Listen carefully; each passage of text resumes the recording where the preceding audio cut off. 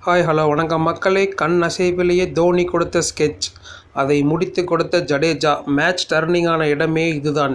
சென்னை சேப்பாக்கம் மைதானத்தில் நடைபெற்று முடிந்த IPL கிரிக்கெட் தொடரின் 22வது லீக் ஆட்டத்தில் மிகச் சிறப்பான செயல்பாட்டை வெளிப்படுத்திய சென்னை அணியானது 7 விக்கெட் வித்தியாசத்தில் கொல்கத்தா அணியை வீழ்த்தி இந்த தொடரில் தங்களது 3வது வெற்றியை பதிவு செய்தது.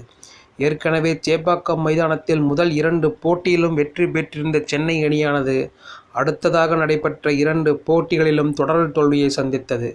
அதன் காரணமாக மீண்டும் கம்பேக் கொடுக்க வேண்டிய சூழலில் இருந்த சென்னை அணி மிகச் சிறப்பான கம்பேக்கை கொடுத்துள்ளது. அந்த வகையில் நேற்றைய போட்டியில் விளையாடிய சென்னை அணி கொல்கத்தா அணியை சேப்பாக்கம் மைதானத்தில் வீழ்த்தி அசத்தல் வெற்றியை பதிவு செய்தது.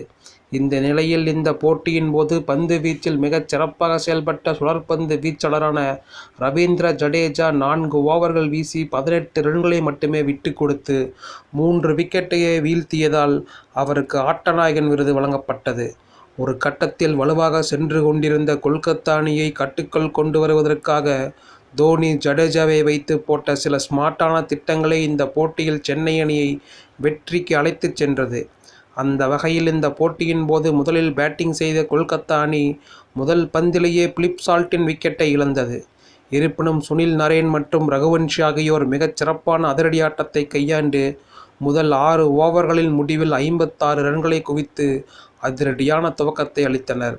அதே வேகத்தில் அவர்கள் சென்றிருந்தால் நிச்சயம் ரன் குவிப்பு இரட்டிப்பாக மாறியிருக்கும். ஆனால் அப்போது 7வது ஓவரை வீச வந்த ஜடேஜாவிற்கு தோனி சில ஆலோசனைகளை கண்ணால் வழங்கியது மட்டுமின்றி அந்த திட்டங்களுக்கு ஏற்றது போல் ஃபீல்டையும் மாற்றி அமைத்தார். அதன் பலனாக முதல் பந்திலேயே ரகுவன்ஷியை LBW முறையில் ஆட்டமிழந்தார். அதனைத் தொடர்ந்து நரேன் பேட்டிங் செய்ய வரும்போது ஆஃப் சைடில் ஃபீல்டரை சரியாக நிற்க வைத்து அந்த ஏரியாவில் பந்து வீசுமாறு தோனி கண்காட்டினார்.